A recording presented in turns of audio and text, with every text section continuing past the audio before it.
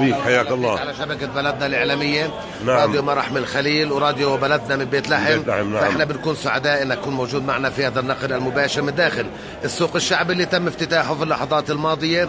وجودكم دلالة لاهتمام بهذا المشروع ونجاح. نعم. أولا بسم الله الرحمن الرحيم، الحمد لله والصلاة والسلام على رسول الله. إحنا هذا اليوم نفتتح السوق الشعبي لإيجاد مكان لائق بهؤلاء الذين يبحثون عن الرزق الحلال، وهذه خطوة على طريق تنظيم المدينة ورعاية هؤلاء الذين يعيلون أسر تنتظر لقمة العيش حتى يقدموها لأطفالهم لأبنائهم. إحنا في بلدية الخليل مع شركائنا في البلد من مؤسسات وغيرها معنيين بنجاح هذا السوق، لأنه في حفاظ على كرامة هؤلاء وأيضا كرامة المتسوقين والنظافة وتنظيم البلد. إحنا معنيين بالترويج لهذا السوق ليكون سوقا مميزا على مستوى الوطن. سنعمل على تسويق هذا السوق وترويجه بكل وسائل الإعلام وبكل الإمكانيات اللي بتتوفر في بلدية الخليل حتى ننجح هذا السوق وحتى نحافظ على هؤلاء المعيلين لأسرهم والباحثين عن الرزق الحلال دون التعدي على الشوارع أو على حق الآخرين بالمرور واستخدام الأرصفة. إن شاء الله بنكون داعمين لهذه الجهود الطيبة المباركة اللي أكيد راح تحافظ على البلد، وطبعا راح تظهر لنا مظهر جميل في البلد، انه ما في تعديات وفي سوق شعبي محترم وفي مكان بامكانه يتواجد فيه جميع المتسوقين بدون بهدله لا شتاء أكيد. ولا أكيد. ولا ولا أكيد. ولا شمس ولا غيره ولا غيره. احنا معنيين انه هؤلاء يبحثوا عن رزقهم بشكل حضاري وبشكل يحافظ على الكرامة. يعني انا مش قادر استوعب كيف احنا بنقبل لحالنا انه يكون حدا تحت الشتاء وتحت الشمس وهو يبحث عن رزقه، مع انه في امكانية انه اعمل له مكان حضاري لائق يحافظ على هؤلاء المرتادين للسوق، اضافة لاصحاب البسطات في هذا السوق. احنا رفع التعديات ستكون في كل البلد بكل انواعها وليس فقط البسطات. دلالة على انه مش محدودة بمدة إنه ازالة التعديات عن الطرقات. هي نعم. تطبيق نظام ازالة التعديات وتنظيم البلد. نعم. هذا نقطة جنب السطر. لن تكون احنا ليس تعديات البسطات فقط، البسطات هي جزء الاقل والاخف. هنالك هياكل السيارات على جنب الشوارع.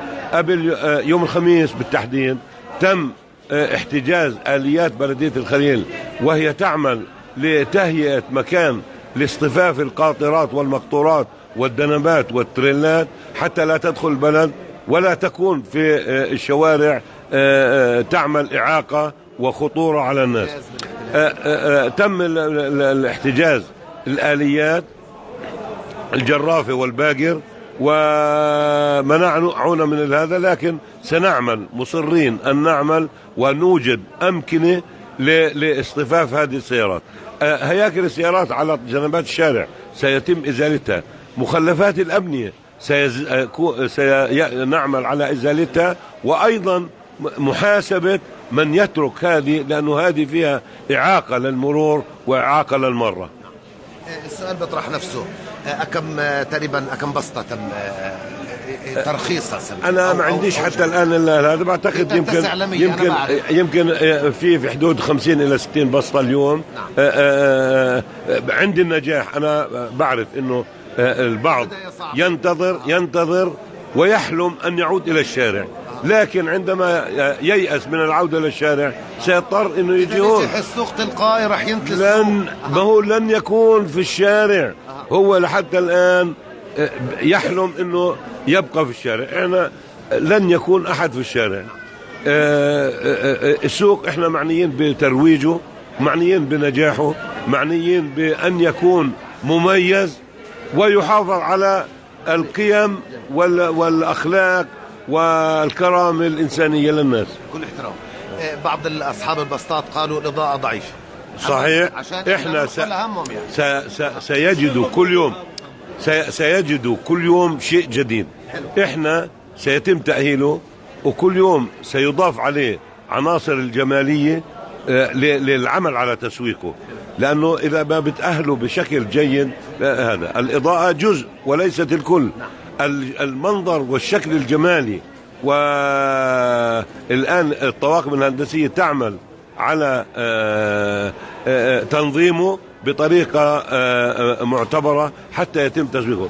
لن تبقى هذه البساطات اللي شايفها، سنعمل على إيجاد أكشاك أو شبه أكشاك حتى كمان نحافظ على هذا السوق وعلى محتوياته وعلى الأمن فيه واستمرار العمل فيه بطريقة حضارية محترمة. سؤال بعض بقول ومتخوف خوف من قدام. صحيح. وانا بنقول لك بعض التخوفات وتحملني في طبيعة السؤال. بقول انه الان البسطات مجانية وجودها. نعم. بقول لك خايفين بكره لما ينجح السوق يعني نصير تحت الهواء، يا بتدفع يا بترفع. دور بلدية الخليل يجب أن يكون معلوم لكل البلد، لكل الناس. دور بلدية الخليل إضافة إلى تقديم الخدمات وتحسين جودتها للناس، أيضا رعاية الناس، رعاية كل المبادرات، رعاية كل الأفكار، كل الإبداعات، رعاية المواطنين. أنا دوري أرعى المواطنين، إني ما حدا يحتاج إشي ضمن إمكانيات بلدية الخليل. بده يعرف الواحد إنه البلدية هو إله ولغيره. البلدية حتى تستطيع أن تقدم خدماتها هنالك التزامات. مثلا إذا الناس ما دفعت حق الكهرباء، منين نجيب كهرباء؟ إذا ما دفعت حق المية، منين نجيب مية؟ بنشتريها مشترى. إذا الناس ما قامتش بدفع رسوم النفايات، كيف نقدر نقيم النفايات؟ لأنه النفايات إنه بتكلف البلدية سنويا بحدود 30 مليون. لكن السوق أنا بحكي السوق أنا بحكي وأنا بحكي عن السوق. إحنا السوق هي نوع من أنواع الرعاية. لا لا لا لا لا لا, لا هذا، ومعنيين أن ينجح السوق، بغض النظر إنه إحنا لحتى الآن لم ندرس ولم يرد إلى ذهننا إنه هذه ناخذ مقابلها ولا لا. أنا ما عندي توجه إني أخذ أجار من هذا. أنا عندي توجه أنظم البلد لمصلحة البلد، ومصلحة البلد تقتضي أن نحقق مصلحة البلدية، لأنه البلدية هي أنت، هي أنا، هو. لذلك إنه البلدية القوية تستطيع أن تقدم خدمات أقوى وأفضل دائما. في وعود قادمة بخصوص البلد، الشغل على ترتيبها، تنظيمها. طبعا في شيء رح نلمسه قريبا. سنبقى مشاريعنا يعني ناخذها حصري لشبكة بلدنا اليوم، انه في عندنا مفاجآت. يعني انتم يعني هذا السوق تم انجازه. نعم. بعد يمكن مبادرات كثيرة، وبعد طبعا سنبقى حملات كثيرة، لقينا بديل، تم طرح بديل اليوم. سنبقى نعمل. يعني الآن احنا قاعدين بنفكر في باب الزاوية. انا مش عاجبني عشان احكي لك بصراحة. سوق بير الحمص لازم نشغل عليه بزيادة. أنا نزلت للسوق أكثر من مرة، الوضع مأساوي. هل ممكن يكون في خطوة مماثلة بطريقة مرتبة؟ أكيد إحنا معنيين أن ننظم شارع الشلالي حتى يستطيع الباصات السياحية القادمة من خارج البلد الوصول والاصطفاف بجانب كازيت السوق. إحنا عملنا ايضا عملنا جراج لبعض السيرفيس ان ينتقل الى سوق شاور، واهل لذلك. صحيح. عشان هيك احنا معنيين باحياء البلد بكل تفاصيلها، ابتداء من البلدة القديمة وباب الزاوية. وهذا مش هتعمل اشي، لكن البلدية بالتعامل والتكامل مع المؤسسات الاخرى ومع المواطنين اللي البلدية هي إلهم أصلا، نستطيع معا أن نحقق خدمة بلدنا، وأن ننظم بلدنا، وأن نقدم الأفضل لمواطننا. في ناس حطت إيدها على قلبها لما تم افتتاح هذا، لأنه البعض قالوا راح يتم تفريغ البلدة القديمة. أنا بنقول لك مشاعر الناس، لأني أنت بتعرف أنا موجود مع الناس. أنا كنت أتمنى أن نؤهل أبو ددح مثلا تذكر وعودك في الفترة السابقة وتحدثت انه راح نفتح البسطات في خان شاهين وسوق ابو ددح. اتمنى لانه لا يمكن تودي البسطات على سوق شاهين وسوق ابو ددح قبل ما تأهل المنطقة اللي تحييها وتصبح في إمكانية لارتياد الناس إلها. لحتى الآن الطرق والشرايين مغلقة، بدون فتح الشرايين ما بتقدر تنزل الناس، بس تقعد تطلع في بعضها. احنا معنيين بأن نعمل ولو خطوة صغيرة، لكن أن تكون ثابتة باتجاه إحياء البلد وإعادة البلد إلى موقع المركز فيها. مركزها هي الحرم الإبراهيمي والبلدة القديمة. الظروف السياسية صعبة، هنالك إذا بدك تدوري ضعف في مصدر القرار، يجب أن يكتمل حتى نعمل معا، لأنه بدون صحاب القرار، أنا بقول لك بدون حكومة صعب، لأنه الاتفاق الخليل ظلم كل أهل الخليل. فيش ولا مواطن بشعرش بأثر هذا البروتوكول على الحياة في الخليل. الحياة معك وتحملني كويس. أنا الحكومة أولا الحكومة هي حكومة الكل أكيد، وما بيطلع لهم أصلا يقول لك أنا بدي أتعامل مع البلدية الفلانية وما أتعاملش مع البلدية الفلانية. هذا في حقوق للبلدية، على الحكومة أن ترعاها. أنا بعض قال نحتاج أبو محمد تحملني بمش حملني، بس السؤال قد يكون يعني، لكن أنا بدي أحطه على البلاطة لأنه أنت مسؤول. والمكاشفة أنا بعرفك أنت من سيامك وأنا التقيت معك قبل هالمرة.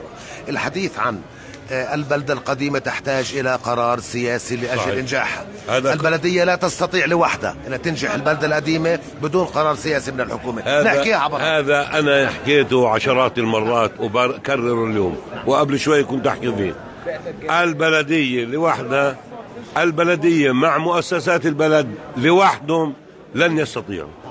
البلد أنا حكيت إنه بروتوكول الخليل اللي وقعوا مش بلدية الخليل ولا مؤسسات الخليل، اللي وقعته الحكومة، يجب أن تتحمل مسؤولياتها بذلك.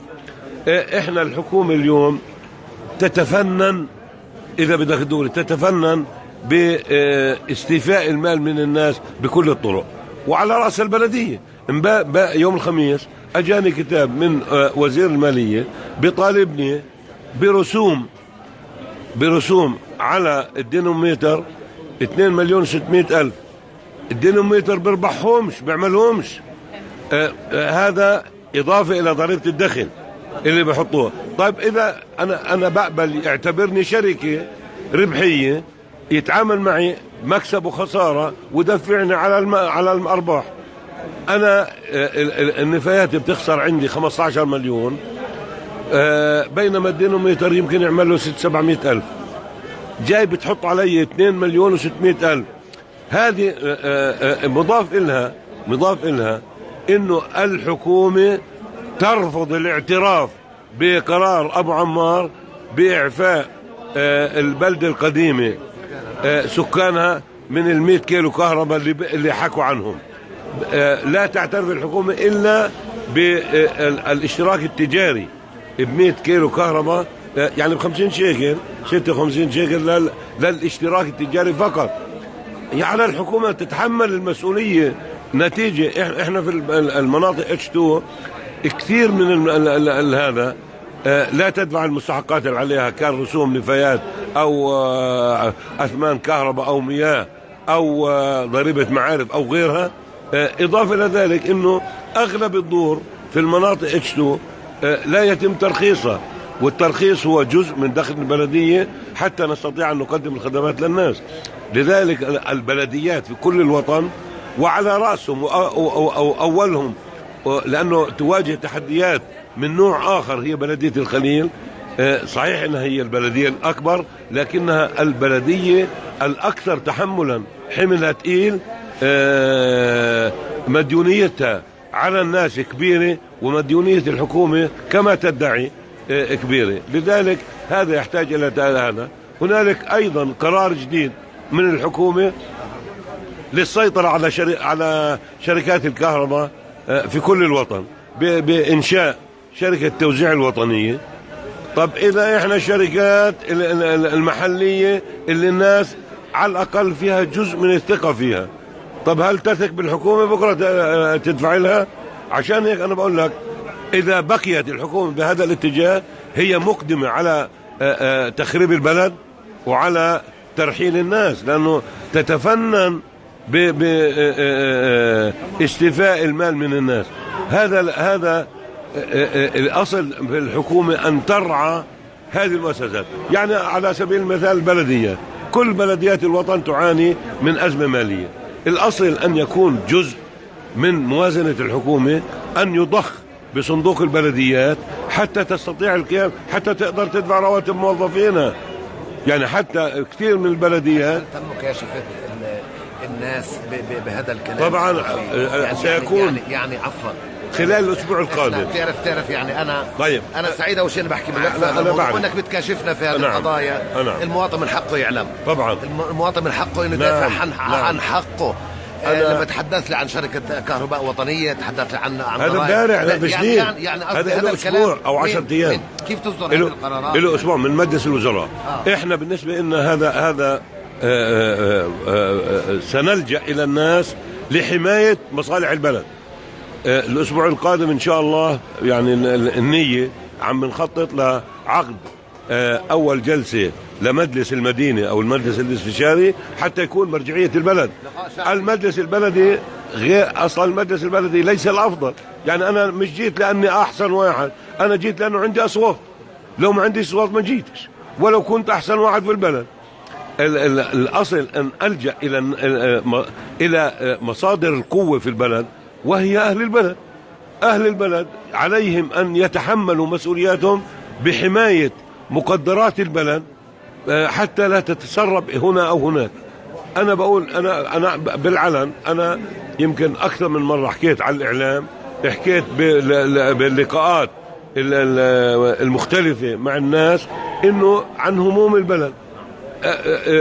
البلدية إلها حق كهرباء على الناس 670 مليون شيكل أو يزيد. طيب أنا يعني هذول أعطيني إياهم بغير وجه البلد. البلدية إلها على الناس 371 مليون شيكل رسوم نفايات وأثمان مياه. إذا هذول بيتم تحصيلهم بتغير وجه البلد. إذا الناس ما تعاونوش معك بشق الطرق، الآن في مجموعة كبيرة من الطرق العرضية أو الوصلات الصغيرة اللي بتحل أزمة المرور.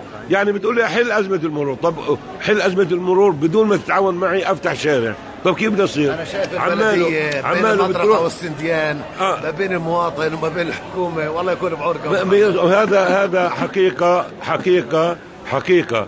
لكن أنا ثقتي بأهل البلد أن يحافظوا ويحموا البلدية اللي هي ملكهم، وأن يحموا الكهرباء اللي هي ملكهم، وأن يحموا مقدرات البلد، وأن يساهموا بأنه يكون، لأنه ربنا شو بقول فأما من أعطى واتقى وصدق بالحسنى فسنيسر. شو أعطى؟ يعني قام بواجبه، أعطى كل ما عليه من مال وجهد وتضحية وكل شيء لمصلحة البلد وغايته لله تعالى. إذا ما قام بواجبه باللي مطلوب منه أكيد مش حنروح للعسرة. أما حتى نروح لليسرى علينا أن نقوم بواجبنا، وأن يكون هجرتنا لله خالصة لوجه الله، لأنه مش حيزبط إشي إلا إذا كان خالص لوجه الله. أشكرك. حياك الله.